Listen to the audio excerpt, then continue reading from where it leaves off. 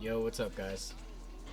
I'm a little sick, so don't don't hate on me for weird voice and whatnot. Yo, so I want to show you guys how to use Oblocks and how they work with basically almost every runner on Solano and Pump Fun. If you're using Meme Scope or Pump Vision, you know what I'm talking about. So I'm making this video for most of the guys in Potion. I'm gonna add links at the bottom, and you will definitely, if you haven't been in Potion, you should definitely check it out. So here we go.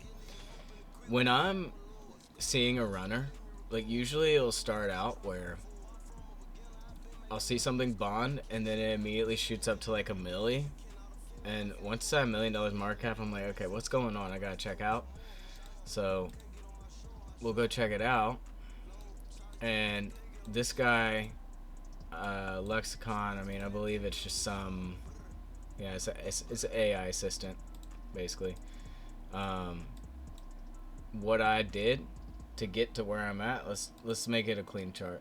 Let's get rid of all this shit. All right.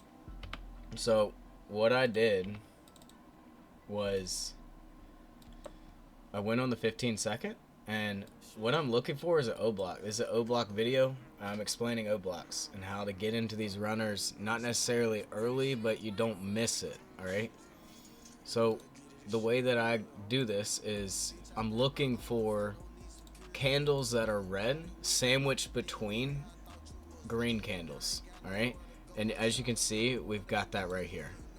So immediately what I'm gonna do when I see that, sometimes you will have to play around with the time frames. Right now I'm on the 15-second. For some you're gonna need the 1 minute. For some you're gonna need the 5 minute. It's just the way it works. If you get an O-block on a higher time frame, it's much stronger than lower time frames. So just know that going into it. So I drew a little box here right next to the brush. You just go to the rectangle. I drew a box where the O-block is. All right, and so what I did was I watched this run up, and I saw it dump super hard. And so I placed buys at the O-block. 1.5 mil, 1.6 mil. We basically got in like right here, and then I saw us bounce back to it, so I added 1.8 mil. And I went in with small buys because I don't really want to risk much. And as you can see, we bounced out of that bitch like a motherfucker, alright? That was easy work. Easy work. And then it came down and retested it, and when I saw it retesting, I was like, yeah, I'm gonna snag. And then the next thing that I did, just to get a handle on the situation, I drew this descending, it's downtrend. It's just a line. I just drew a line. And it's in a downtrend, right? I knew it's bouncing off the O-block, and I know it's in a downtrend, but it's not wanting to go down, and it didn't test the O-block again. So what I did here was hold. I just waited.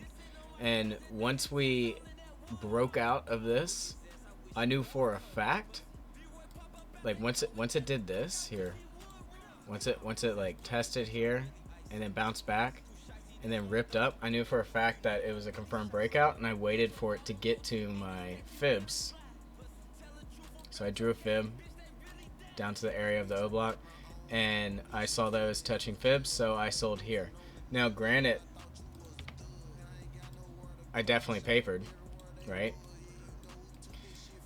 And what you could have done is you could have bought back at the retest of the last all-time high, and then, you know, sold again, bought back at the retest of the last all-time high. I probably would have sold here. And then this kind of maybe, I don't know. But the point that I'm trying to make is you can do these O-blocks everywhere, dude. They're everywhere on all the runners. They're almost on every single runner, and I'll show you right now. Here's ARC. Let's pull into a 1 hour. We're gonna go to the 4 hour. All right, and there it is. And this is a 4 hour O-block. But you see this? Like I said, and all of the damn shit is back. Okay. Like I said, You're looking for a red candle sandwiched between green candles. It's very simple. It's super simple strategy. And it just requires patience. So we draw the O-block there, and look, we wick into it, and then we wick into it again. This wick, this second wick, would be confirmation for me to get in. I would have probably bought here no matter what. And then say you bought here at about 80 mil. I mean, say you sold like right here as 3x. Easy 3x. And then we came back and it did not, it like basically got close to the O-block, but it was like allergic to it. And then from there it just bounced out of it. So this could be a re-entry point because we're getting close to the O-block. And if this is all based on general narrative, like is the narrative bullish? Are people still watching it?